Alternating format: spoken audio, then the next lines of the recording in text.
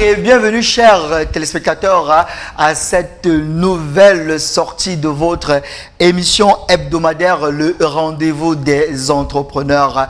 C'est toujours avec le même plaisir que nous vous retrouvons tous les jeudis pour notre balade au cœur des problématiques liées à l'entrepreneuriat. Le rendez-vous des entrepreneurs, c'est cette main tendue que nous faisons aux jeunes entrepreneurs, aux futurs entrepreneurs, mais également aux porteurs de projets qui se lancent dans le dur environnement de l'entrepreneuriat. Il est question pendant 90 minutes, chers téléspectateurs, de partager avec vous des compétences, des connaissances, des savoirs, mais surtout des savoir-faire pour faire de vous des entrepreneurs à succès, vous permettre d'éviter de tomber dans les pièges que rencontrent toutes les entreprises. Les différentes rubriques vous seront servies comme à l'accoutumée.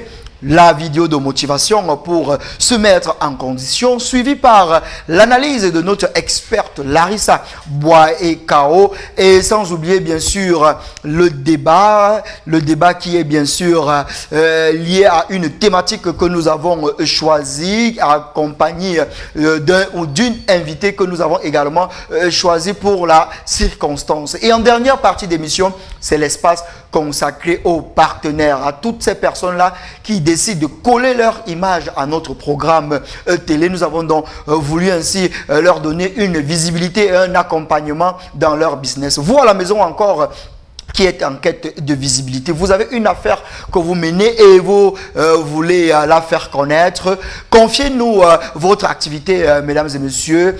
Participez à l'espace partenaire pour engager encore plus de prospects. Alors, le décor étant planté, chers téléspectateurs, tout étant fin prêt, commençons notre émission en marquant le premier arrêt, la vidéo de motivation qui, cet après-midi, porte sur la vraie richesse. La vraie richesse, c'est la santé. Je vous invite à regarder cet élément et on se retrouve juste derrière. Ce que tu as de plus précieux, ce n'est pas ton téléphone portable ou ton PC ou tes bijoux, ni même ton compte bancaire. Ta vraie richesse, c'est ta santé. Quand on est jeune et bien portant, on ne pense ni à la maladie ni à la mort. On vit comme si notre santé était un acquis. On ne s'en soucie pas. On ne pense pas à en prendre soin pour la conserver. Les experts peuvent nous avertir que mal dormir, ne pas faire de sport, fumer ou mal manger peuvent tuer. Mais curieusement, pour ce genre de choses, on est toujours très optimiste. On pense toujours que ça ne va pas nous affecter à nous. On pense toujours que ça ne tue que les autres, pas nous. Ce n'est que quand tu tombes malade ou quand tu prends de l'âge que tu réalises que ça n'arrive pas qu'aux autres. Ce n'est que quand tu perds ta santé que tu réalises comment elle est précieuse. J'aime beaucoup une phrase qui dit « Une personne en bonne santé a 1000 problèmes. Une personne en mauvaise santé n'a qu'un seul problème. » Prendre soin de ta santé, ce n'est pas seulement donner à ton corps le sommeil dont il a besoin, faire régulièrement de l'activité physique, boire suffisamment d'eau et manger sain. C'est aussi cultiver des pensées positives. C'est aussi rire. C'est aussi soigner ta spiritualité. C'est aussi pratiquer le partage et la gratitude. C'est aussi ralentir de temps en temps pour être à l'écoute de ton corps. C'est aussi faire des choses qui te font plaisir. C'est aussi soigner tes relations et dédier du temps de qualité aux personnes que tu aimes et que tu apprécies. C'est tout ça, prendre soin de ta santé. Malheureusement, trop souvent, quand on poursuit le succès ou la réussite ou même l'argent, c'est la chose qu'on néglige. On traite la santé comme secondaire, voire comme encombrante même. Tu as l'impression que si tu prends le temps de dormir ou de prendre soin de toi, ça va te freiner, tu vas progresser moins vite. Du coup, tous les jours, tu reportes ton sport pour traiter l'urgence du moment. Tu choisis d'étirer ta journée de travail et d'ajouter une réunion à la dernière heure plutôt que de rentrer chez toi. Tu renonces à passer du temps avec tes amis pour finir un rapport. Tu prends sur ton temps de sommeil pour répondre à des emails. Même quand tu as des douleurs, tu les ignores et tu choisis le déni pour continuer dans ta course effrénée. Tu as l'impression d'aller plus vite, mais c'est un très mauvais calcul. Tu approches ta vie comme si c'était un sprint, alors que si on devait la comparer à une course, ce serait plutôt un marathon. Et avec cette attitude, tu ne vas pas aller loin. Je ne dis pas ça seulement parce que tu risques de mourir plus tôt, mais parce que tôt ou tard, tu vas t'essouffler et tu vas tomber malade. Et une mauvaise santé, ça va non seulement te faire perdre beaucoup de temps, les médecins, les analyses, les journées alitées, mais aussi tu ne vas pas profiter de ton expérience de la même manière. Il me semble que c'est le Dalai Lama qui a dit « L'homme me surprend, il sacrifie sa santé pour gagner de l'argent, ensuite il sacrifie de l'argent pour recouvrer sa santé. » Maintenant que tu m'écoutes, ça peut te sembler évident, mais tous les jours tu oublies et tu prends des décisions qui vont à l'encontre de ta santé. Tu commandes un fast-food graisseux au lieu de te prendre 15 minutes et de préparer un plat sain. Tu choisis l'ascenseur alors que monter ou descendre quelques marches peut te faire du bien. Parfois, tu te radines pour ta santé. Tu dépenses une blinde pour acheter la ceinture avec le logo, mais ça te dérange de payer le tiers pour une révision chez le dentiste ou pour un massage, même quand tu as mal partout. Si tu ne prends pas soin de ta santé, personne ne va le faire pour toi. N'attends pas de la perdre pour en faire ta priorité.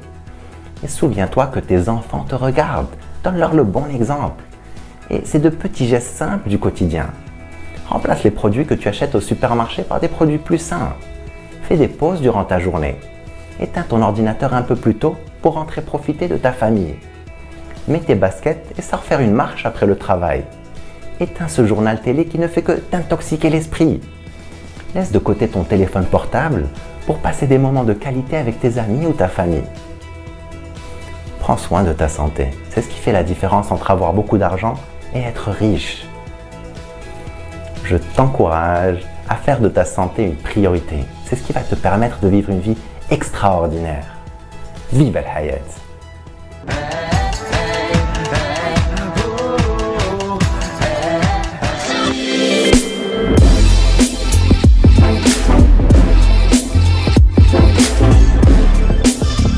Voilà, chers téléspectateurs, j'espère que vous avez regardé avec beaucoup d'attention notre première halte de notre programme, la vidéo de motivation. Cet après-midi, nous avons voulu parler de la santé. Alors, vous savez, à la quête de la richesse, on oublie souvent le plus important, c'est la santé. La santé est notre véritable richesse. Lorsque nous sommes en santé, on peut gravir les montagnes les plus élevées. Alors, chers téléspectateurs, c'est jeudi, il est 17h. C'est le rendez-vous des entrepreneurs, votre balade au cœur des problématiques liées à l'entrepreneuriat. Cet après-midi, nous parlons des PME, des petites et moyennes entreprises. Et il est question pour nous d'évaluer l'impact de ces entités dans le processus de développement économique au Cameroun. C'est un secret pour personne qu'au Cameroun, les PME contribuent véritablement à l'essor de l'économie. Cet après-midi, nous avons voulu essayer de revenir sur cette réalité. Ah oui, c'est une réalité. Et ce sera tout à l'heure en compagnie de notre invité qui va essayer de nous présenter le tableau, de nous peindre le tableau des petites et moyennes entreprises au Cameroun. Mais avant cela, on le sait très bien, ce n'est qu'un rappel. Le Cameroun compte à ce jour plus de 200 000 petites et moyennes entreprises, ce qui représente plus de 90% du tissu économique. Leur explosion s'explique selon l'Institut national de la statistique par l'établissement de centres de formalité de création des entreprises qui a facilité le processus de mise sur pied des entreprises. Donc de nombreux mécanismes ont été ainsi mis sur pied pour faciliter la création des petites et moyennes entreprises. Nous avons tout un ministère dédié aux petites et moyennes entreprises. Nous avons également une banque qui a été créée pour accompagner et faciliter le financement des petites et moyennes entreprises. C'est tous ces éléments qui expliquent donc la floraison des petites et moyennes entreprises au Cameroun. Et malgré la réalité économique difficile, l'inflation, la crise et tout, les PME continuent de voir le jour et elles continuent de contribuer à la structuration du tissu économique du Cameroun. Et cet après-midi, nous voulons en parler à nouveau. Question de vous encourager, voir à la maison, de vous qui voulez vous lancer dans l'entrepreneuriat. Prenons, si vous le voulez bien à la maison, l'analyse de notre experte Larissa Boaekao, qui également s'est appesantie sur la question. Les PME camerounaises contribuent-elles au développement économique? L'analyse de Larissa Boaekao, on se retrouve juste derrière. J'espère que vous allez bien, que vous passez Un bon début d'année 2023, je suis Larissa Boaekao. Dans le cadre de notre émission hebdomadaire Le Rendez-vous des entrepreneurs, nous parlons de l'entrepreneuriat, nous vous donnons des astuces et des idées afin de pouvoir comprendre l'environnement dans lequel vous êtes et afin de pouvoir implémenter et garantir la pérennité de votre entreprise. Dans le cadre de notre émission, aujourd'hui, nous allons parler de la contribution des PME dans l'économie du Cameroun. Pourquoi est-ce qu'il serait important de parler de cela? C'est, comme on dit souvent, il faut savoir où on va et savoir d'où on vient. On se le dit tout le temps, c'est vrai, mais on ne l'applique pas toujours dans notre environnement, dans notre façon de faire tous les jours. En ce qui concerne la PME, c'est une entreprise qui va recruter moins de 500 salariés.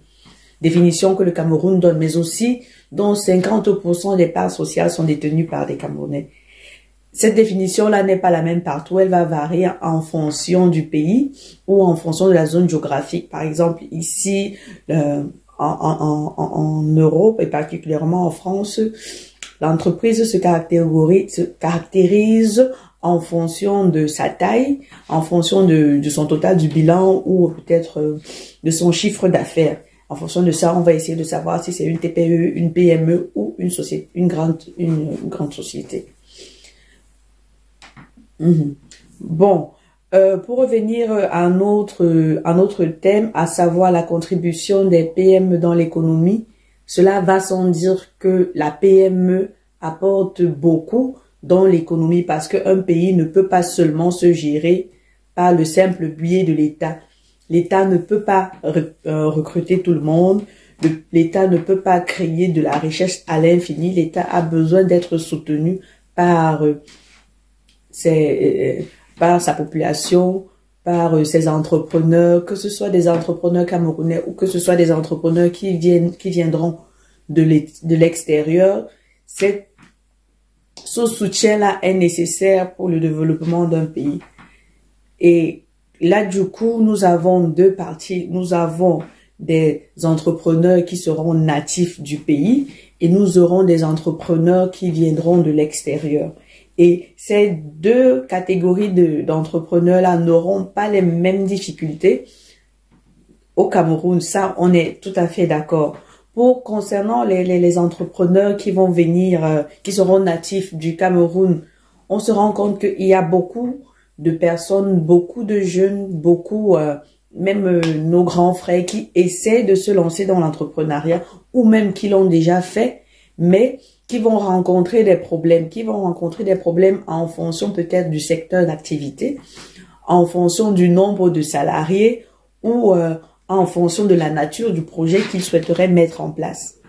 Par exemple, si on prend un projet qui va demander l'industrialisation, on se rend compte qu'à ce moment-là, le principal souci ou les principaux soucis qu'auront à faire face les entrepreneurs seront notamment la corruption et ensuite on aura le besoin de financement. Besoin de financement qui s'avère un peu compliqué parce que le financement, c'est pas juste avoir un projet, un bon projet et aller le présenter auprès d'une banque. Il faudrait également au préalable avoir un rapport, avoir une relation avec ces banques-là. Ça veut dire qu'il faudra tout simplement que le jeune entrepreneur, avant de se lancer dans son projet bancaire, essaye déjà d'anticiper, de planifier cette création-là en commençant par ouvrir un compte bancaire dans n'importe quelle banque de votre choix, mais principalement dans les banques commerciales, dans les banques qui pourront à long terme vous octroyer du crédit. Donc, commencez déjà dans votre planification par vous dire bientôt, j'irai ouvrir mon compte bancaire dans telle banque ou dans telle banque. Ensuite, donc, votre besoin de financement peut être mis à l'épreuve en fonction du montant que vous allez demander parce que généralement, certaines banques demandent que l'entrepreneur demandeur de financement doit avoir au moins un tiers du capital demandé. Ça veut dire que si vous demandez un capital de 1 milliard, forcément, vous devriez avoir un tiers de ce montant-là, ce qui n'est pas toujours aisé ni facile pour le jeune entrepreneur. Vous devriez également avoir des garanties, avoir des garants. Et on sait très bien qu'au jour d'aujourd'hui, c'est difficile d'avoir des garanties ou des garants, des personnes qui vont se porter caution pour vous. C'est pas toujours évident parce qu'il faut garantir votre mentalité, votre moralité, mais aussi il faut garantir le fait que votre projet sera viable dans le temps. Voilà pour moi certaines limites qui empêchent un bon développement de la PME au Cameroun, mais aussi moi dans mon souci, le souci que j'ai principalement eu, désolé autant pour moi, c'est le recrutement. On se rend compte que la jeune entreprise a du mal à recruter, mais on note qu'il y a un haut taux de chômage au Cameroun. Pourquoi est-ce qu'on n'arrive pas à recruter alors qu'il y a des chômeurs?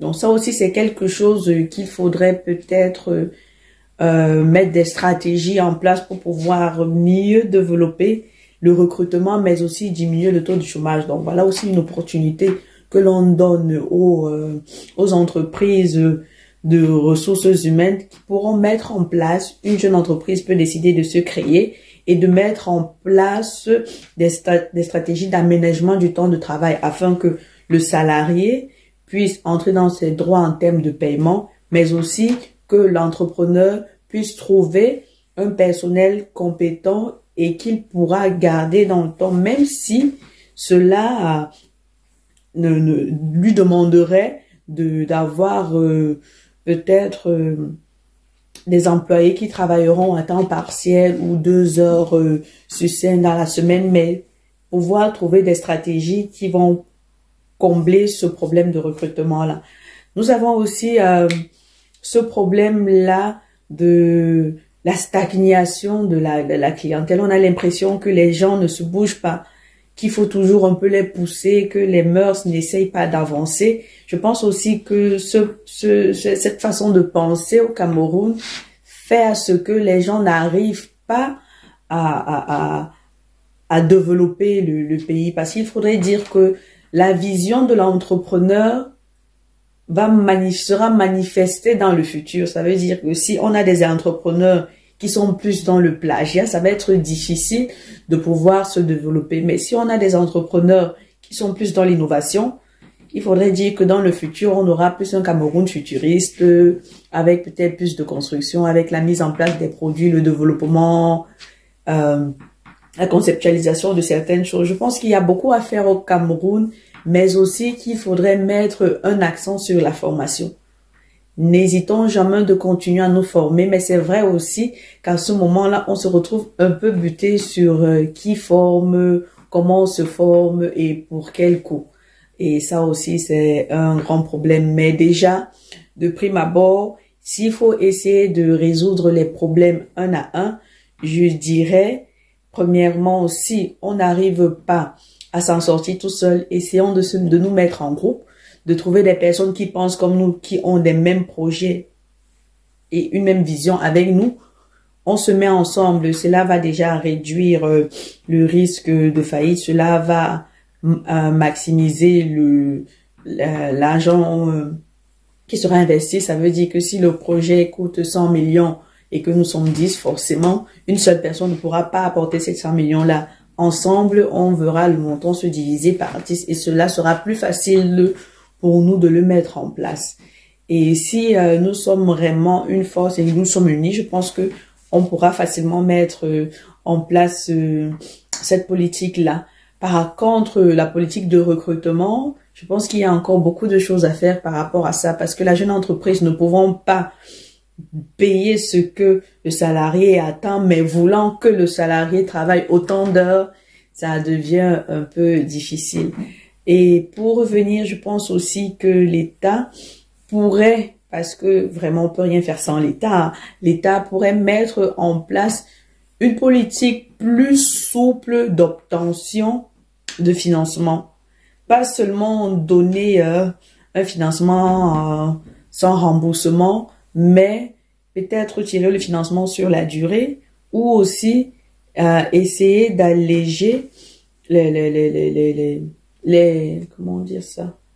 Essayer d'alléger les éléments constitutifs pour l'octroi de crédit. Ça veut dire que si on dit que, ok, pour vous donner 10 millions, vous avez besoin d'avoir 2 ans d'exercice, d'avoir un tiers du montant, d'avoir des garanties. Au moins, si on pourrait limiter cela peut-être à avoir 2 ans d'expérience, je pense que cela aiderait beaucoup les jeunes entrepreneurs, mais aussi garantir l'assistanat, l'accompagnement. Au Cameroun, on parle plus d'accompagnement. L'accompagnement de ces jeunes entrepreneurs-là.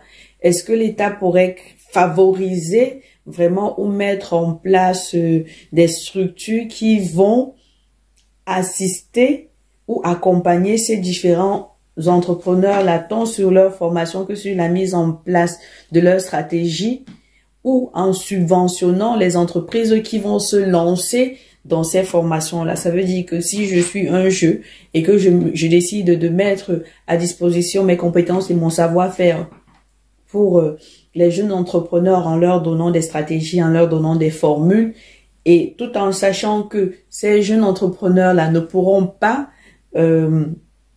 payer à 100% la formation que je vais leur donner, est-ce que l'État ne pourra pas à ce moment-là subventionner cette formation-là et permettre à ceux qui veulent devenir entrepreneurs de le devenir, à ceux qui veulent pouvoir mettre des entreprises sur pied et de les rendre pérennes de le faire. Donc je pense qu'il y a encore beaucoup de choses à faire.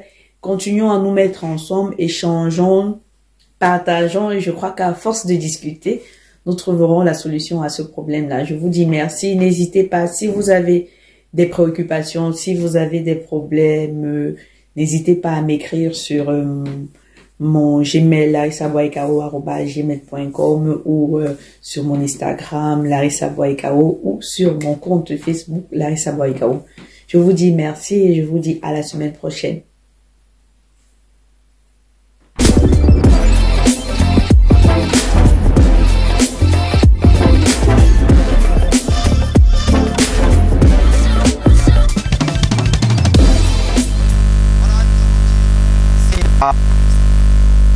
Pour sa brillante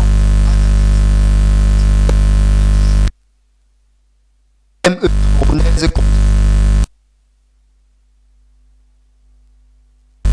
L'émission est ouverte, vous le savez, l'émission est interactive. Vous avez la possibilité de contribuer, participer par SMS ou WhatsApp. Envoyez-nous simplement un message par SMS ou par WhatsApp. Nous avons également, peut-être vous l'avez constaté, Jordan nous fera un petit plan là tout à l'heure. Nous avons la visite d'un jeune entrepreneur qui fait dans la restauration. Il a pensé comme cela à nous faire une petite surprise cet après-midi et il n'est pas venu les mains vides. On a des très belles choses là qui nous donnent envie. Mais bon, nous sommes en direct, nous allons déguster cela en fin d'émission. Tout à l'heure, on en parlera, il sera là et il nous dira de quoi il ressort. Aujourd'hui, dans toutes les économies, l'on reconnaît aux PME un rôle clé dans le processus de croissance.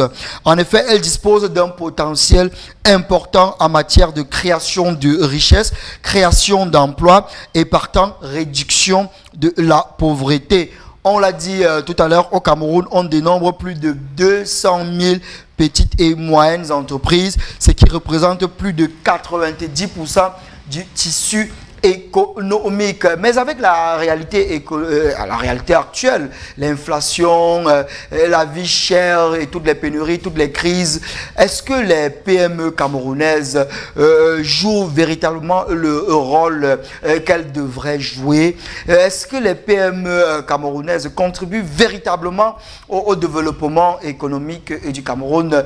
Sinon, pourquoi quels peuvent être les goulots d'étranglement qui empêchent ces moteurs reconnus du développement à pouvoir véritablement être un élément clé dans l'émergence du Cameroun? Voilà un peu quelques petites questions qui vont meubler notre discussion de cet après-midi. Et pour ce faire, nous avons convié une dame une dame sur le plateau. Elle est chef d'entreprise, directrice générale de Visial Conseil Sarl.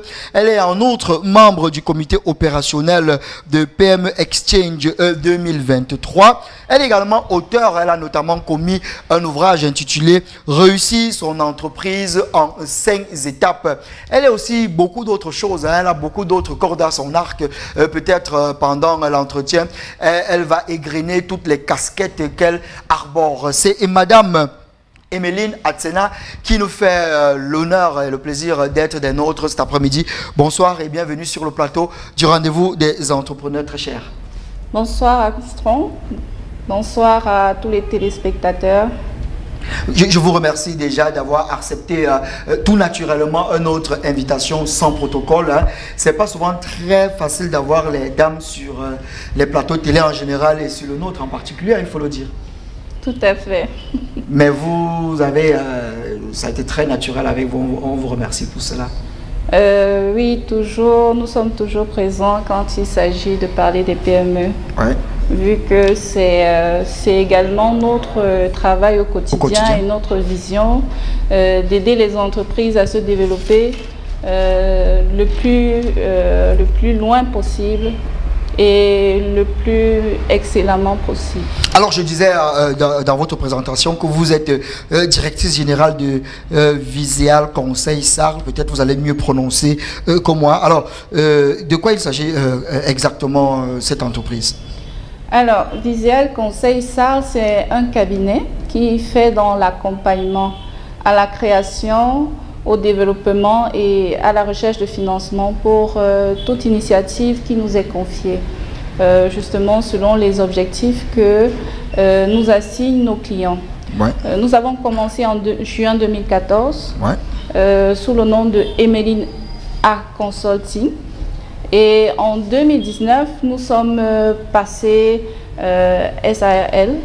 Et nous avons profité pour rendre notre structure un peu plus professionnel en lui donnant un nom qui est différent du nom de son promoteur. Son promoteur absolument a fait ce détachement là. Oui, pour que nos clients, tous ceux qui nous regardent, tous ceux qui nous suivent, sachent que nous sommes montés d'un cran dans l'accompagnement des entreprises. Alors, lorsque vous parlez d'accompagnement d'entreprises, vos potentiels clients, qu'est-ce qui pousserait un entrepreneur ou alors un porteur de projet à venir vers vous? Il a besoin de quoi? Alors, quel est le besoin qui le poussera à venir chez vous, par exemple, pour que ceux qui sont à la maison comprennent vos prérogatives?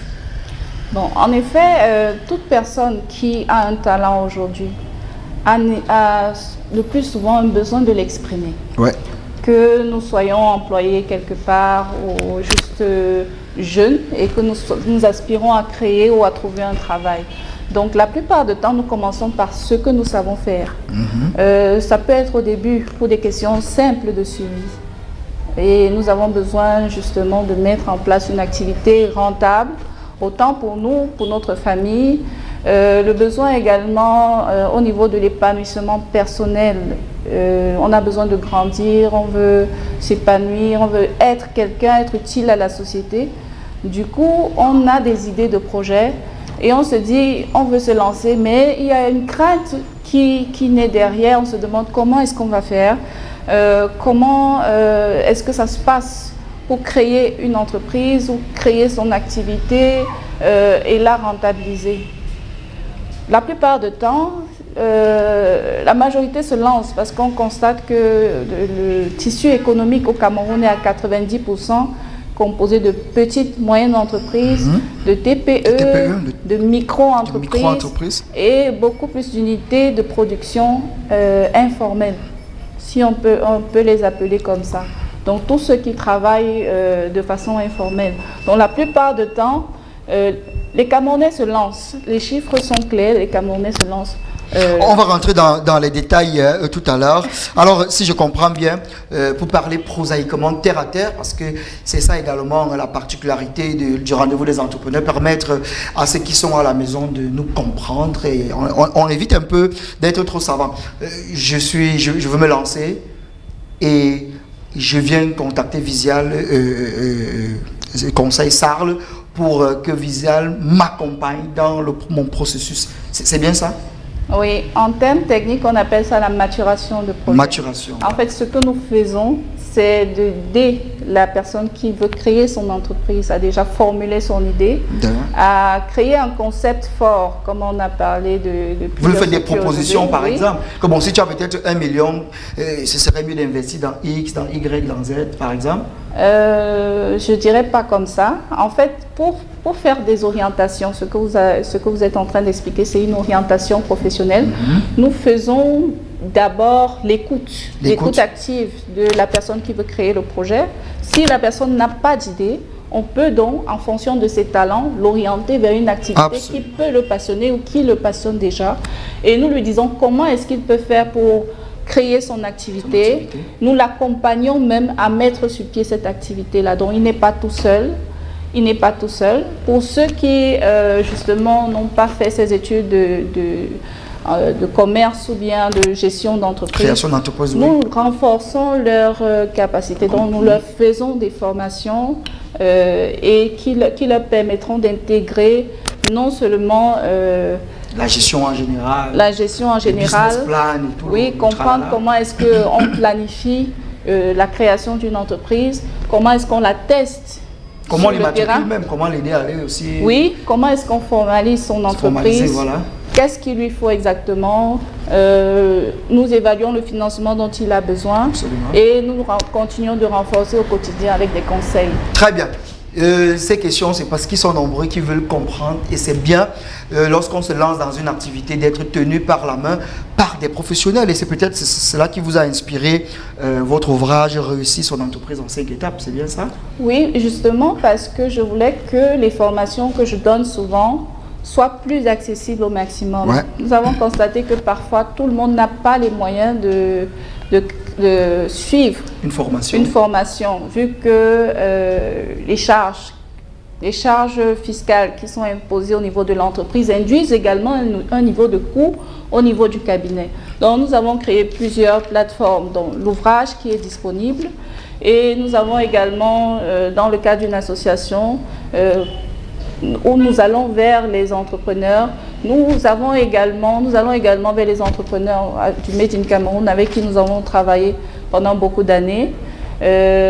Donc voilà des activités que nous menons au quotidien. Donc nous avons également travaillé avec des guichets de financement ici au Cameroun, que ce soit de la part des organismes internationaux ou de la part du gouvernement.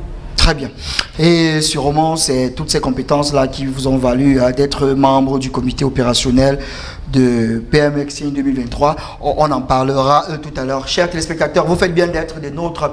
C'est une nouvelle sortie du rendez-vous des entrepreneurs. Cet après-midi, nous parlons des petites et moyennes entreprises et leur impact dans le processus de développement économique du Cameroun. L'émission en direct, si vous avez la possibilité de contribuer, de participer. Ce soir, nous avons comme invité Madame Emeline Atsena qui vient d'entrer dans les détails de ce qu'elle fait au quotidien. Alors, c'est quoi les PME? On va bien sûr commencer par cela. Il est important déjà de savoir à quoi renvoie la notion de PME. On va repartir du côté de la réalisation pour prendre cette petite vidéo qui en quelques secondes va nous présenter ce qu'on entend par PME. On se retrouve juste derrière pour poursuivre les débats.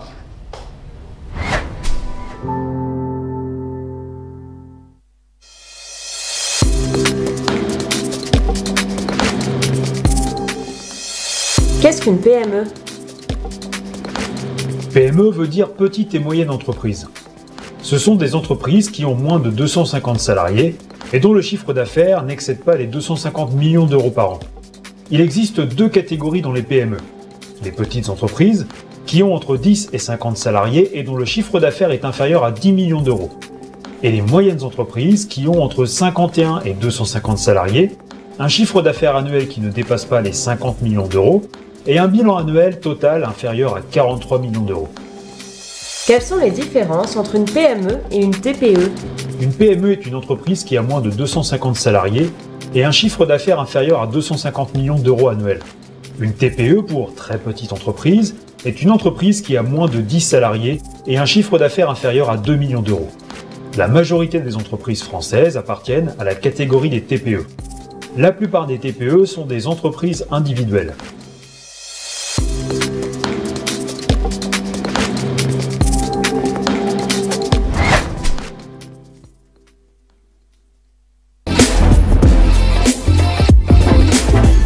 Voilà, de retour sur le plateau PME. Je crois que vous avez pu capter quelque chose. Alors, Madame Emeline, PME, on nous dit que c'est des entreprises qui ont moins de 250 employés, c'est bien ça? Tout à fait. Les PME, ce sont des entreprises qui ont au minimum une vingtaine d'employés. Bon, quand on dit moyenne entreprise, c'est une vingtaine d'employés. Pour les petites entreprises, on est entre 1 et 10 employés. Ah. Donc, sur ce plan-là, au niveau du chiffre d'affaires, ce sont les moyennes entreprises. Ce sont des entreprises qui font un chiffre d'affaires en deçà du milliard, si je ne me trompe pas bien. Si je ne me trompe pas, autant pour moi. Et les petites entreprises, c'est moins de 50 millions. Moins de 50 millions. Voilà. Alors, le débat cet après-midi, donc, c'est d'évaluer véritablement l'impact de ces petites entreprises qui se battent pas mal au quotidien dans un environnement assez difficile. Même les grosses entreprises ne s'en sortent pas très bien. Vous, en tant que chef d'entreprise, c'est votre quotidien. Alors, la contribution des PME au développement économique, est-ce que c'est une question qui se pose encore? Déjà que la plupart des PME, 90%, ce sont au Cameroun. Ouais. Du secteur privé, ce sont les petites et moyennes entreprises. Au niveau de l'impact sur le PIB, je n'ai pas le chiffre exact, mais c'est entre, je crois, 59... Je pense 54 à 59% du produit intérieur brut. Donc, c'est pour dire que elles sont là. Ouais. Elles comptent. Mais il y a beaucoup de choses qui les freinent au quotidien dans le cadre de leur développement. Déjà au niveau du financement, les banques aujourd'hui, tous les établissements financiers, les institutions financières, que ce soit banques, établissements de microfinance, et même les agences, je peux parler des subventions étatiques, c'est 3%. Qui financent juste 3% du secteur privé. Wow, c'est très faible. C'est extrêmement faible. Donc, du coup, l'accès au financement n'est pas la chose la mieux partagée. Et c'est l'un des problèmes clés des PME. Des PME, oui. Mais également, ça, on peut dire c'est un financement externe. C'est une dette que l'entreprise peut contracter pour se développer. Ouais. Mais au niveau du marché, on a également des PME qui ont beaucoup de difficultés. Difficultés, oui. Parce que ce que nous produisons localement n'est pas encore réellement consommé localement. Oui, la semaine dernière, on posait cette question ici là, sur le plateau. Pourquoi est-ce que les Camerounais ne sont pas portés sur les produits made in Cameroun? C'est un débat qui a été très chaud, hein, très houleux. Les avis étaient assez divergents. Et de manière générale, au terme de ces débats, jusqu'ici, les Camerounais ne sont pas très made in Cameroun, les produits made in Cameroun. On pensait que on allait arriver peut-être à un consensus, soit un compromis, mais les gens sont plus portés sur les produits qui viennent de l'étranger. C'est un gros problème. Effectivement, je dirais que le problème au Cameroun, ou du Camerounais, c'est d'abord son identité. Nous sommes plus portés vers ce qui vient de l'extérieur, vers le modernisme, par rapport à nos traditions ou par rapport à ce qui est fait localement. Nous avons, on peut appeler un peu ça, sans frustrer qui que ce soit, une sorte de complexe ou une sorte de conditionnement qui nous est donné à travers les médias, à travers tout ce que nous recevons de l'extérieur, de l'influence extérieure. Donc, au niveau de notre identité, nous sommes justement donc portés à consommer ce qui nous ressemble, ce à quoi nous nous identifions. Ouais. Généralement, c'est comme ça que le client fonctionne. L'autre souci au niveau du Made in Cameroun, c'est les normes. Parce que beaucoup se disent, si on consomme camerounais, qu'est-ce qui nous dit qu'on n'aura pas des problèmes de santé après? Ouais. On se pose des questions au niveau de la qualité. Pour ceux qui produisent, quand on est du côté de ceux qui produisent, le souci n'est plus trop au niveau de la qualité parce que les Camerounais sont talentueux, ça, il n'y a aucun doute. Mais c'est généralement les moyens de s'arrimer à toutes les normes que la législation impose à ces structures camerounaises. C'est vrai que ça crée un certain nombre de défis. Et pour les entreprises qui fleurissent aujourd'hui, dans le cas du Made in Cameroun, la qualité augmente encore plus. Donc, je dirais que c'est un challenge à double face, qui a des avantages autant pour les PME que pour les... Mais beaucoup ont dit que les produits Made in Cameroun sont trop chers. Ce n'est pas le débat de cet après-midi. Alors, est-ce que vous pensez que les PME camerounaises font vraiment assez pour pouvoir impacter? Est-ce que vous pensez qu'ils fournissent véritablement assez d'efforts? Parce qu'il y a également cette question qui a été posée, que beaucoup se lancent dans l'entrepreneuriat parfois sans prérequis. Juste soit par suivisme, soit par que faire aussi. Au lieu de rester à la maison, on devient entrepreneur. Et après 2 ou 3 ans, on ferme boutique. Est-ce que les Camerounais porteurs de projets ont des prérequis pour véritablement s'engager dans ce milieu qui est hyper concurrentiel et très difficile? Bon, je dirais que pour ma part, ouais, c'est vrai que c'est un sujet qui est très controversé. Absolument. Même quand je sortais l'ouvrage, à un moment, j'ai fait savoir que tout le monde peut entreprendre, mais je crois que nous tous ne sommes pas d'accord là-dessus. Ouais, tout le monde ne peut pas être entrepreneur. En fait, le critère pour entreprendre, en principe, peut être accessible à tout le monde. Donc, de ce fait, tout le monde peut entreprendre. Mais les efforts que ça demande ne sont pas accessibles à tout le monde. Ou bien tout le monde n'est pas prêt à faire ces efforts-là. Que ce soit financièrement, que ce soit... Que ce soit financièrement, mais les efforts, l'argent vient après. L'argent vient après. L'entrepreneur, c'est d'abord le produit, c'est la valeur travail. Parce que nous, notre conception de l'argent, on voit l'argent comme une pièce maîtresse. Mais il faudrait que parfois, on rentre dans les cours d'économie et qu'on comprenne que, en fait, ce que nous commercialisons tous, c'est ce qu'on appelle la valeur travail.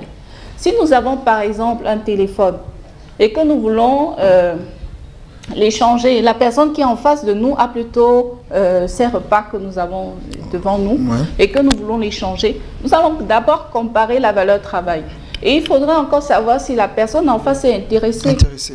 Mais si la personne en face n'est pas intéressée, il faudra justement qu'on trouve quelque chose qui l'intéresse, faire un échange avec l'intermédiaire avant de revenir vers lui. Absolument. C'est pour ça que l'argent a été créé pour symboliser les échanges au niveau de la valeur travail. Donc du coup, beaucoup n'ont pas cette conception de l'argent.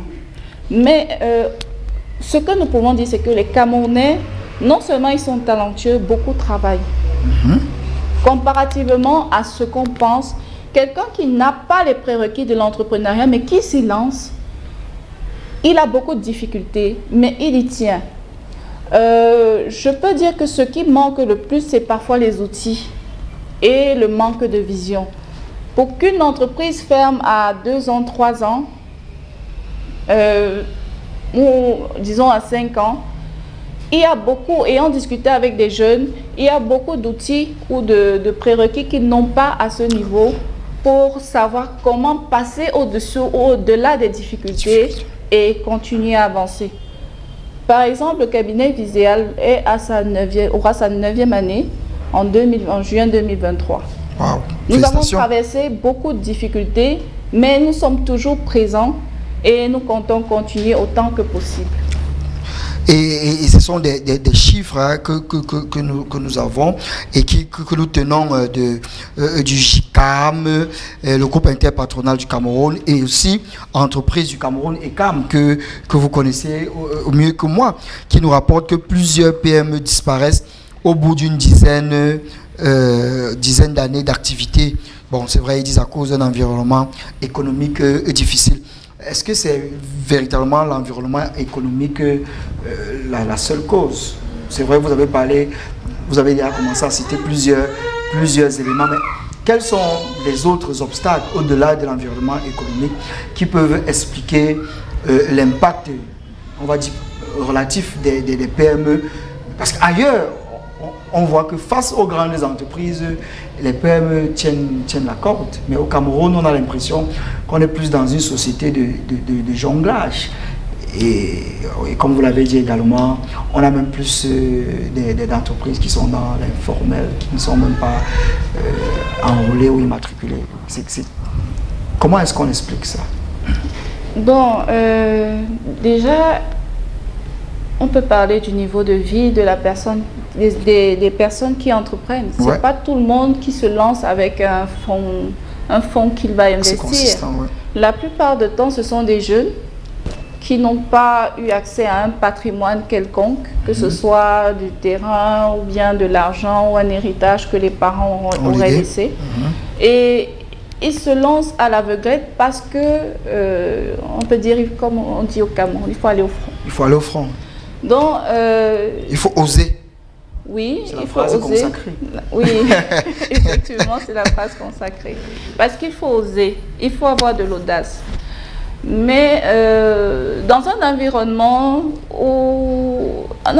favorable, malgré le fait de partir de rien, on aurait des entreprises, beaucoup plus d'entreprises qui prospèrent. Plus compétitives, oui. Il y a des freins, il y a d'autres freins, par exemple, à part l'accès au patrimoine ou à l'héritage, il y a également le frein de la justice. Aussi, hein. Quand un jeune qui vient de lancer son entreprise fournit des services à une grande entreprise et qu'elle ne parvient pas à se faire payer. Ce sont des choses qui tuent immédiatement l'entreprise. Absolument. Quand vous n'êtes pas payé, vous n'avez pas de fonds pour continuer. C'est le premier financement de l'entreprise. La vente, c'est le premier financement de l'entreprise. Donc, si l'entreprise n'arrive pas à se faire payer parce qu'elle n'a pas de poids, justement aussi beaucoup d'entreprises dans l'informel n'y arrivent pas. Et si une entreprise ou une petite entreprise qui s'est déjà formalisée a de la peine à faire valoir ou entendre sa voix pour justement rentrer dans ses fonds, bon, comment est-ce qu'elle aura même des moyens si, avec une trésorerie qui est très faible, très faible, très tendue, comment suivre des actions judiciaires alors que l'entreprise compte uniquement sur le revenu de sa vente pour se refinancer. Mais on va dire que certains disent que l'environnement n'est pas favorable, mais l'État va vous dire que avec la mise sur pied de plusieurs institutions, comme notamment tout un ministère dédié aux petites et moyennes entreprises, on a toute une banque pour les petites et moyennes entreprises. On a aussi qui aide dans l'acquisition des financements, c'est ce qui est dit. On a également des facilitations pour la création d'entreprises avec tout un centre qui a été mis sur pied et qui encourage les jeunes. Est-ce que l'État n'a pas joué son rôle aussi pour encourager l'entrepreneuriat et les petites et moyennes entreprises? L'État joue pleinement son rôle, mais comme les chiffres sont clairs, au niveau des financements, nous sommes à 3%. Du secteur privé qui est effectivement financé par tous ces guichets. 3%. Nous sommes à 3%. Vous voyez que sur 97% restants, il y a encore beaucoup à faire. C'est compliqué. Il y a beaucoup à faire. Donc, l'entrepreneuriat comporte beaucoup de risques qu'il faut maîtriser au niveau du financement. C'est vrai qu'on a aussi On ne peut pas dire que nos jeunes sont tous parfaits. Il y a d'autres qui ont été financés, mais qui n'ont pas tenu la route. Absolument. Et c'est notre invité la semaine dernière qui était très acerbe. Hein. Il disait qu'il y a aussi beaucoup qui se lancent dans l'entrepreneuriat dans l'espoir d'avoir le financement. Et dès qu'ils ont le financement, ils achètent des grosses voitures. Ils font autre chose que de poursuivre le projet de départ. Oui, c'est une réalité. Hein. Oui, beaucoup détournent cet argent. Par exemple, je ne sais pas si je peux parler du cas de certains projets. Il y a des jeunes qui trouvent le moyen de vouloir contourner le financement qu'ils ont reçu. C'est-à-dire qu'ils prennent du financement pour un projet et s'il n'y a pas de contrôle, quand vous rentrez sur le terrain, vous vous rendez compte que le jeune est en train de construire une maison, par exemple, ou bien qu'il a dépensé cet argent pour les fêtes et puis il s'est retrouvé sans rien, ou bien le jeune disparaît de la localisation où il est censé créer le projet et il n'y a pas moyen de le suivre. Donc, il y a toutes ces choses. C'est un facteur, hein. C'est peut-être ça qui explique peut-être la réticence des financiers. Peut-être c'est pour ça qu'on est toujours à 3%, parce que on ne voit pas à quoi c'est l'argent qu'on donne aux gens. Débrouillez-vous alors. C'est l'un des facteurs, mais on parle bien, quand on parle de 3%, on parle bien des entreprises qui existent. Ouais. Des entreprises qui sont établies. Ouais, nous ne sommes pas dans des entreprises qui cherchent à être créées et qui n'ont pas de localisation fixe. Nous parlons des entreprises qui existent, qui ont une localisation, qui déclarent leurs impôts et qui ont besoin de financement. Alors, nous allons embrayer directement avec quelques pistes de solutions. Alors, le principal interlocuteur ici, notre expert de la RISA le disait, c'est l'État. Et vous également, vous ne me direz pas le contraire. Alors, est-ce que vous estimez que l'État devrait faire encore plus, ou alors ce n'est pas forcément sa responsabilité, puisque là on parle d'activité privée. L'État a déjà beaucoup de problèmes à gérer comme ça. Hein. Justement, j'allais le dire, l'État est saturé. Saturé, absolument. L'État est saturé, mais malgré tout, il tient à mettre en place un certain nombre de lignes qui aident justement ces jeunes. Il y a beaucoup de jeunes qui sont financés à travers les activités que nous avons vues. Il y a plein de projets. Les financements, il y a également des financements internationaux qui sont donnés aux jeunes, qui boostent leurs projets. Mais l'autre chose, c'est que le financement n'est pas éternel.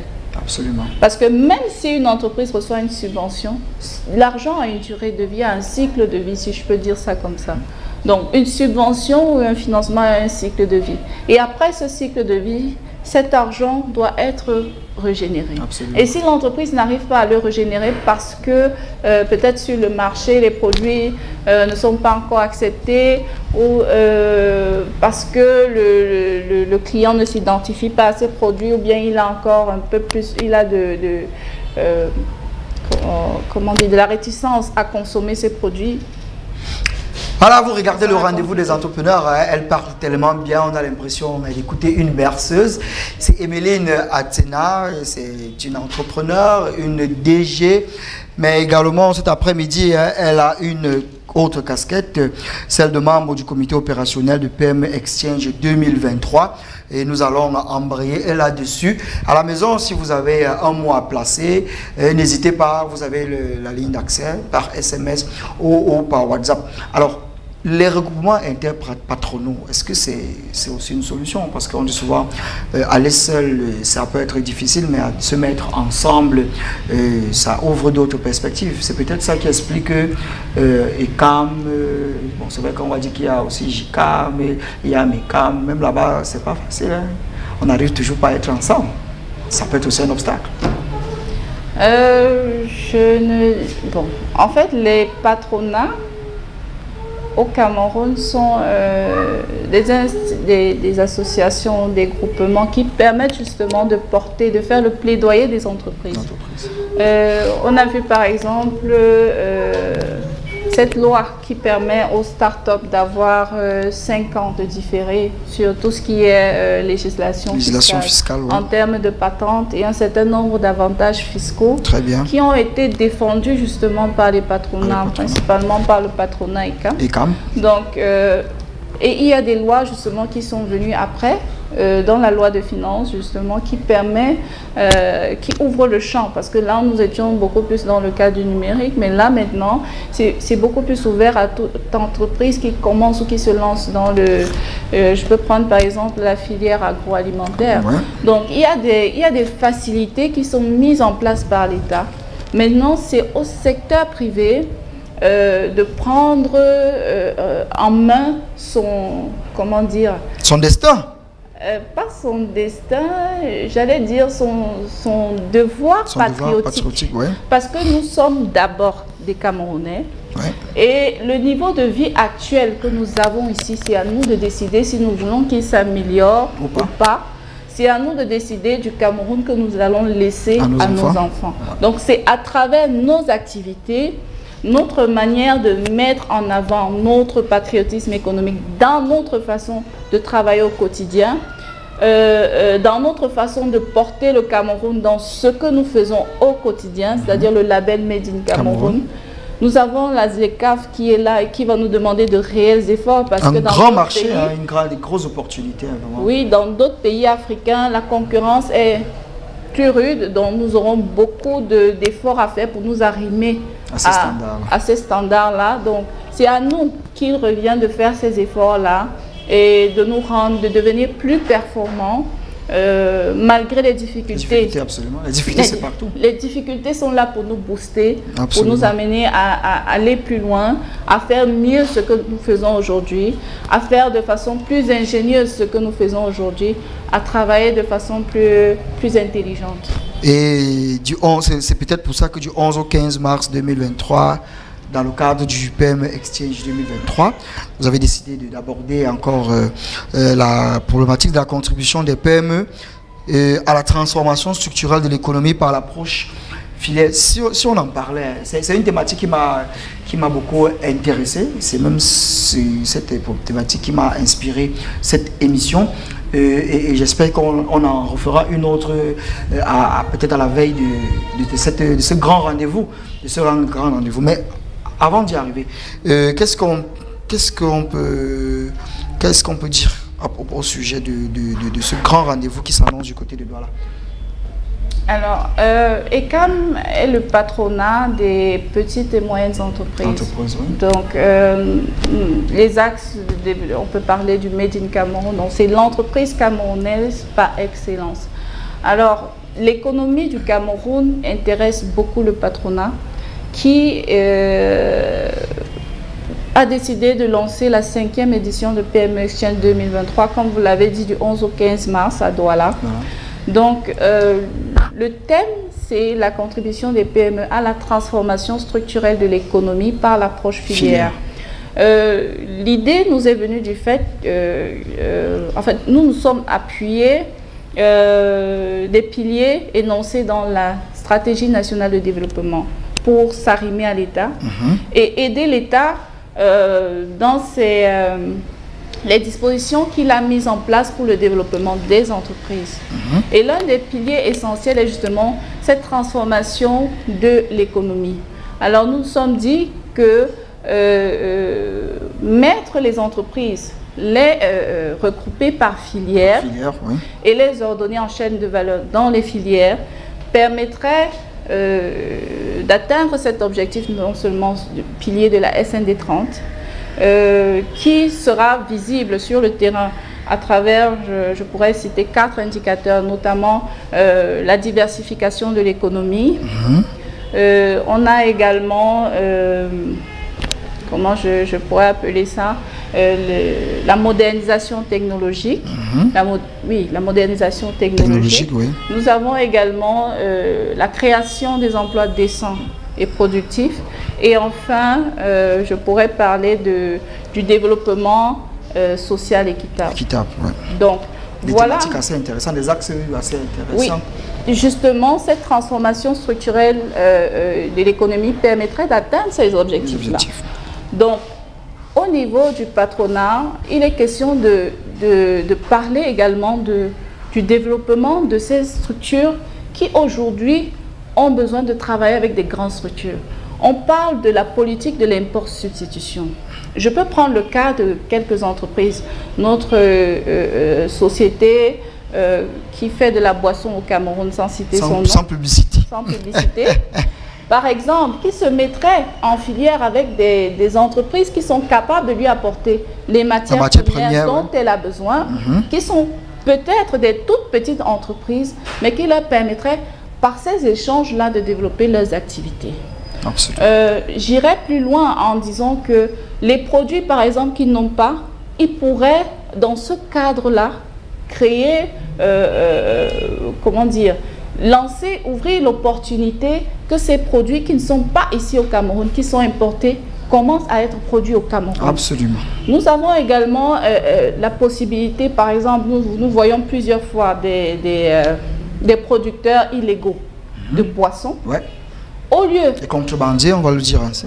Au lieu que nous ayons ces contrebandiers-là, nous pouvons les reconvertir. La société peut décider de les reconvertir en d'autres unités de production. Puisqu'ils ont le savoir, s'ils arrivent à fabriquer des liqueurs et autres, justement, ailleurs, ils ont ce savoir. Ailleurs, en informatique, accueil et tout, on les récupère et on fait des grands experts pour aider l'État dans la poursuite des autres hackers. Donc je pense que ça rejoint ce que vous dites. Au lieu de les enfermer, peut-être il faudrait...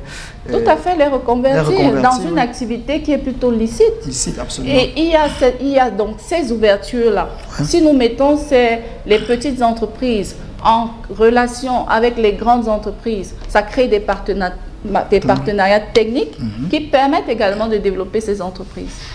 Et aux alentours, autour de tout ça, nous avons donc la finance, qui justement, à travers cette structuration par filière, pourra voir plus clair dans l'activité, dans le cadre de la gestion de l'entreprise et pourra justement être plus encline à financer.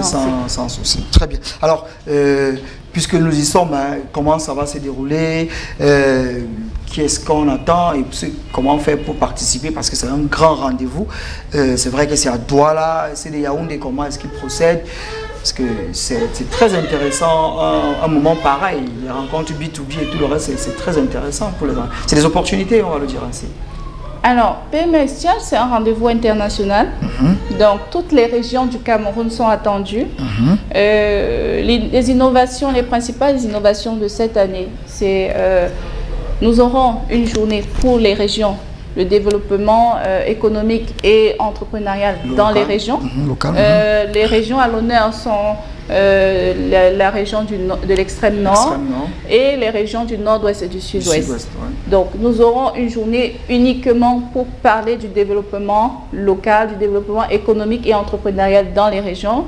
Nous aurons une journée pays, parce que nous avons deux pays invités qui sont le Maroc et le Nigeria. Le Maroc est un grand exemple lorsqu'on parle d'entrepreneuriat. Les chiffres là-bas, c'est waouh. Et surtout de financement. Le financement aussi. Parce qu'eux, ils ont maîtrisé justement le financement de la petite et de la moyenne entreprise. Nous avons également le Nigeria qui est la première puissance africaine qui sera présente. Donc, ils viendront partager leur savoir avec nous. J'espère que vous allez inviter Dangote parce qu'il annonce l'ouverture d'une grosse raffinerie qui sera 6e en termes de raffinerie dans le monde. C'est aussi, c'est pas quelqu'un négligé. Tout à fait. Il est notre, on peut dire, la première personne à laquelle on pense. M. Prota, il a le bras long, il pourra le contacter. Tout à fait, nous verrons, nous espérons sa disponibilité. Donc, nous avons également la diaspora. Nous avons une forte diaspora au Cameroun que nous espérons qui sera représentée. Nous avons, en fait, PME Exchange ne sera plus seulement un événement, un échange ponctuel. Il y aura de la suite dans les échanges. Il y aura un accompagnement des petites et des moyennes entreprises, des unités de production industrielle à cette structuration par filière, cette collaboration avec les grandes entreprises. Il y aura pendant PMSN des journées conseils pour ces entreprises-là, où des banques seront présentes pour discuter avec les petites et les moyennes entreprises sur place. Nous aurons des cadres de concertation également avec ceux qui voudraient prendre attache avec les pays étrangers. Donc, il y a plusieurs innovations. Ce sera en présentiel et en distanciel pour ceux qui ne pourront pas faire le déplacement. Donc, PME Exchange et sa soirée de gala pendant de réseautage, nous aurons la possibilité justement d'échanger avec les entreprises, auront la possibilité d'échanger avec ces têtes de proue qui seront présentes. On va repartir du côté de la régie pour prendre cet élément vidéo qui nous parle de PME Exchange, et on revient juste derrière pour coller un mot de fin. 90 minutes, ça va, c'est tellement vite, on ne se rend pas compte. Je rappelle, tout à l'heure également, nous allons recevoir notre bienfaiteur du jour, grâce à qui nous n'allons pas dormir affamés. C'est un jeune entrepreneur, un fidèle téléspectateur qui a pensé également à venir nous donner la bonne année sur le plateau. On va saluer un autre téléspectateur qui nous regarde à l'instant. Je n'ai pas suivi l'émission aujourd'hui, je viens d'allumer, je peux me rattraper. Oh, on dirait que je suis bien en retard aujourd'hui. Mon émission préférée est presque terminée. Dommage, c'est tous les jeudis 17h, la rediffusion c'est samedi 17h. Vous aurez également le replay sur nos plateformes. On revient dessus en fin d'émission. Moi, c'est Jesus Dunkolbon. Selon moi, les PME contribuent au développement de l'économie du Cameroun, car grâce à elles, on a des emplois. Les emplois sont créés. Ok. Alors, on va du côté de la régie et on se prend cet élément vidéo. On se retrouve juste derrière.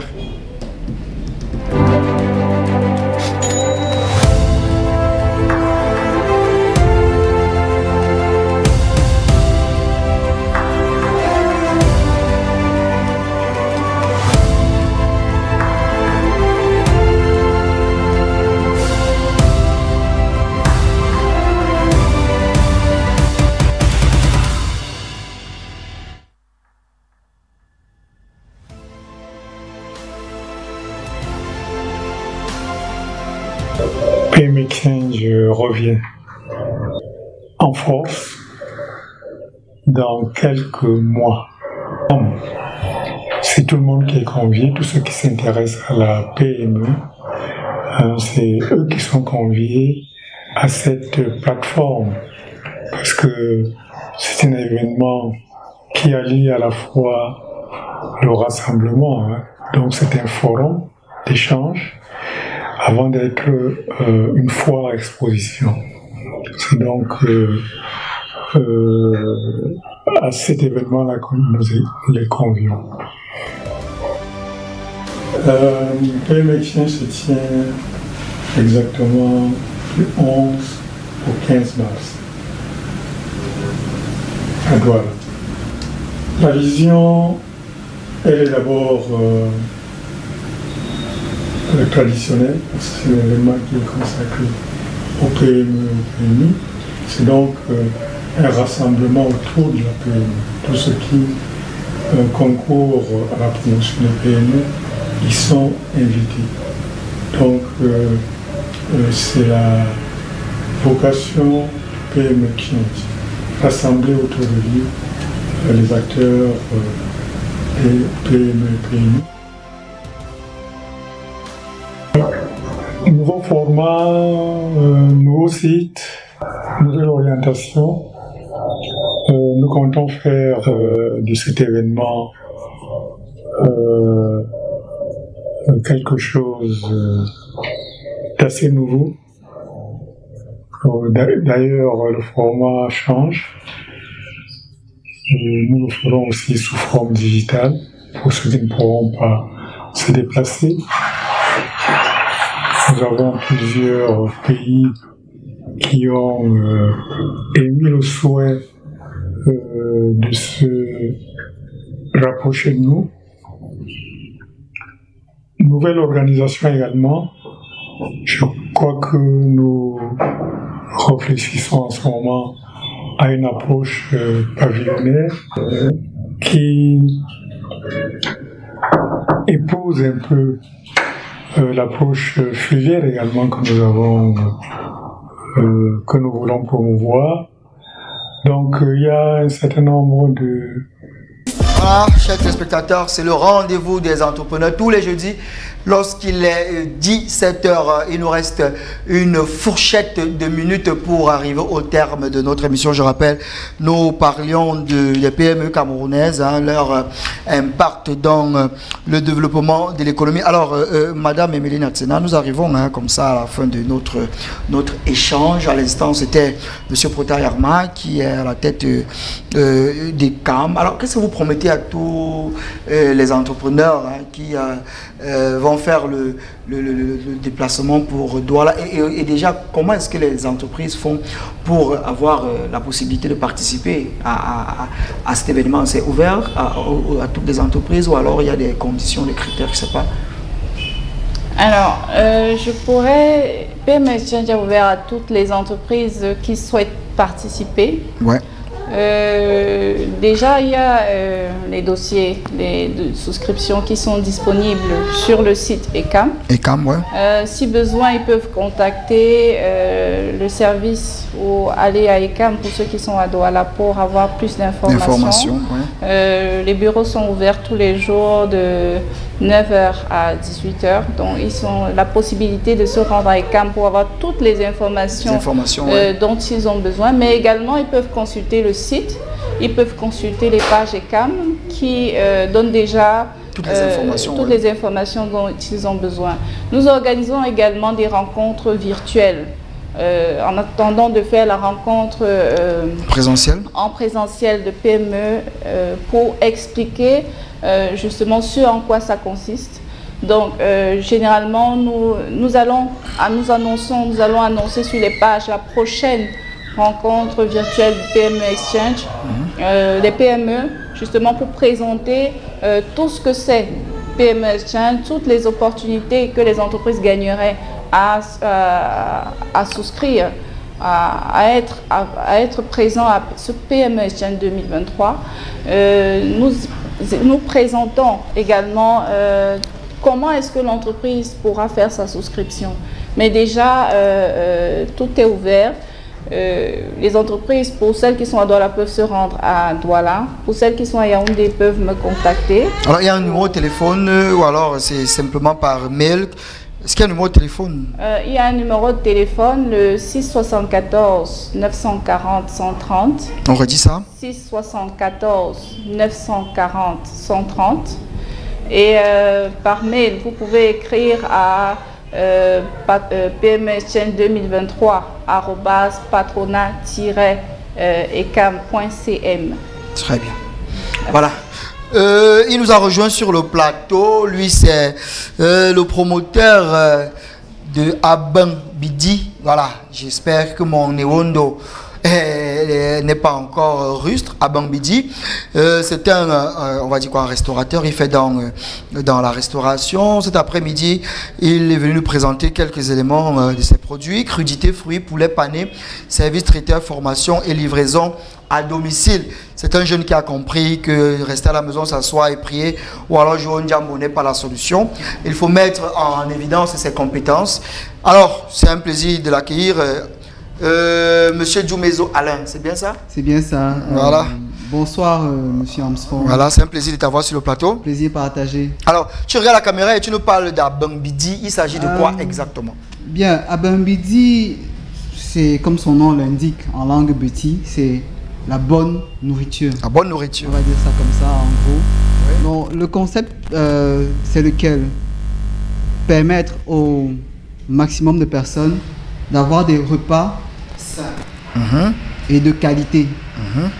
Et pour ce faire, nous avons pris en compte un certain nombre de choses dont nous travaillons avec une diététicienne pour mieux savoir ce que les populations ont besoin en termes d'apport nutritionnel.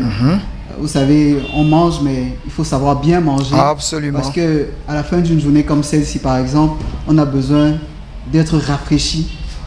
Et pour ce faire, on a besoin d'une salade de fruits ou bien une salade une crudité. Là, sur le plateau, nous avons une salade américaine. Et présentez, hein. On a une salade. Là, c'est la salade américaine. Ah, c'est ça la salade américaine. Oui, c'est la salade américaine que nous avons là.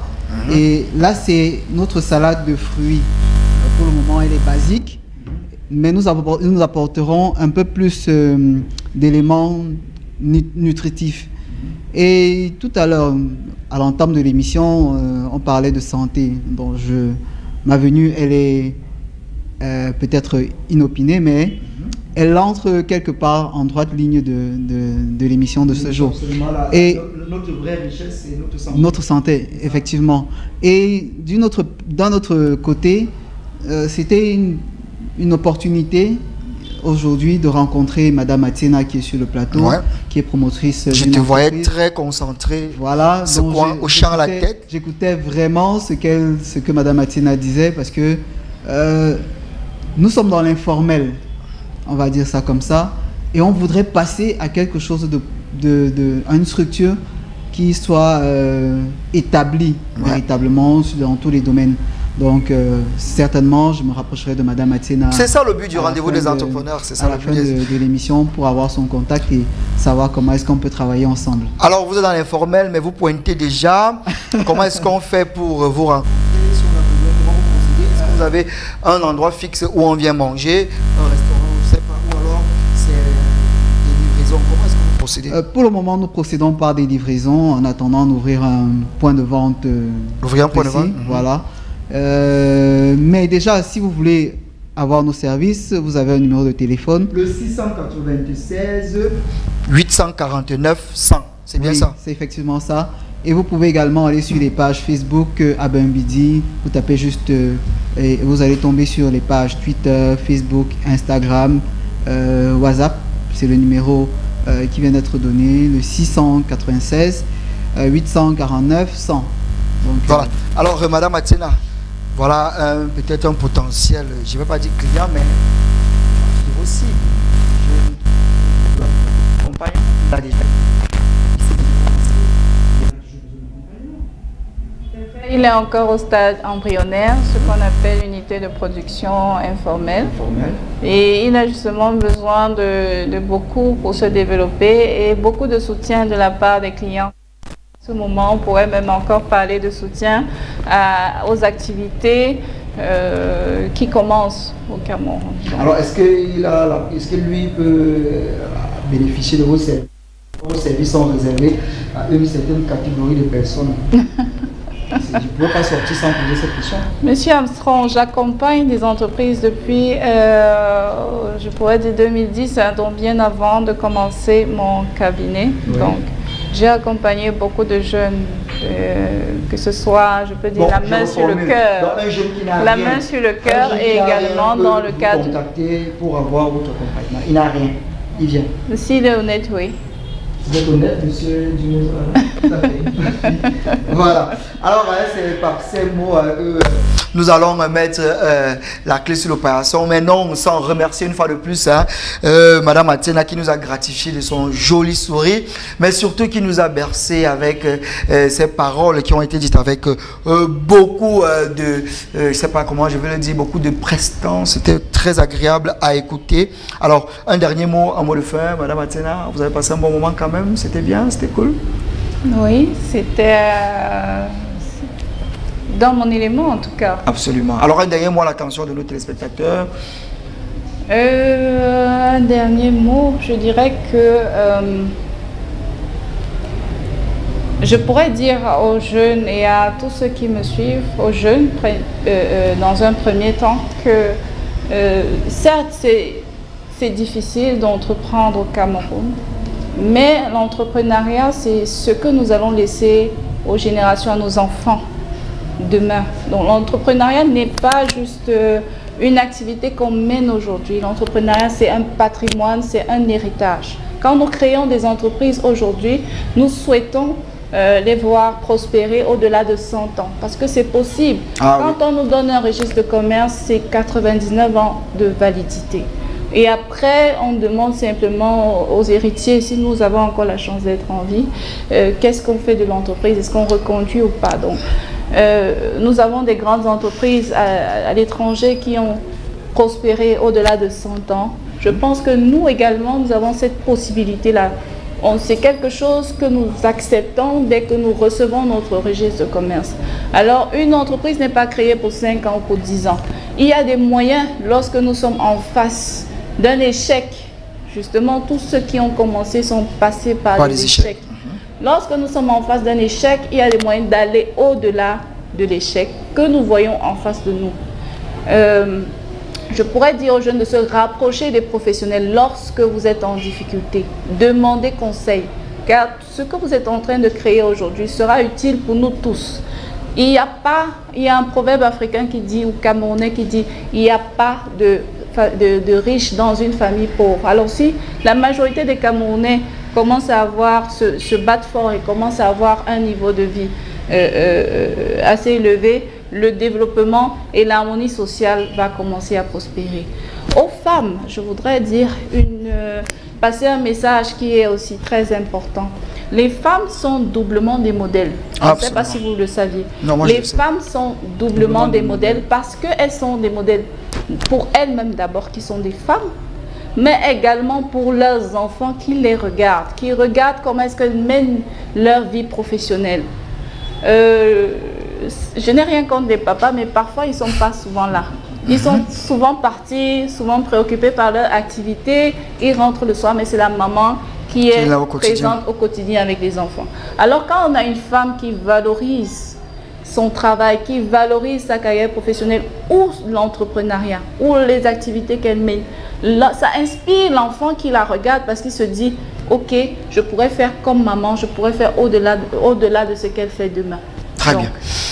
Le message il est passé, on va dire bon vent à Monsieur Dumezo dans Abambidi en espérant que la prochaine étape sera franchie très bientôt. On va passer de l'unité informelle à une TPI, ainsi de suite, ainsi de suite. Hein. Merci à Armstrong pour les encouragements et merci aux téléspectateurs qui voudront bien prendre attache avec nous pour bénéficier de nos différents services. Voilà, c'est la fin. Crudité, Abambidi, fruits, poulet pané, service traiteur, formation et livraison à domicile. Je rappelle le numéro 696 849 100. C'était le rendez-vous des entrepreneurs. Oui, oui, Madame Atsena, une dernière chose. Ouais. Oui, je voulais demander aux entrepreneurs aujourd'hui de prendre le train de la transformation avec PME Exchange. Ne le ratez pas. Vous avez beaucoup de choses qui vous sont préparées. Beaucoup d'opportunités qui vous sont réservées. Alors n'hésitez pas à souscrire au prochain PME Exchange. Nous vous attendrons à Douala. Nous, on sera à Douala pour le PME Exchange. J'espère que vous également, vous serez à Douala. Alors si vous avez raté le direct, hein, c'est pas un souci, samedi 17 h, c'est la rediffusion sur nos pages Larissa Boyakao, Armstrong Lombardie, Facebook, YouTube, où vous avez également la possibilité de regarder cette émission. Quant à moi, je vous donne rendez-vous jeudi prochain, même chaîne, même heure, une autre thématique et d'autres invités. Ne zappez pas et gardez le sourire. Merci. Ciao, bye bye.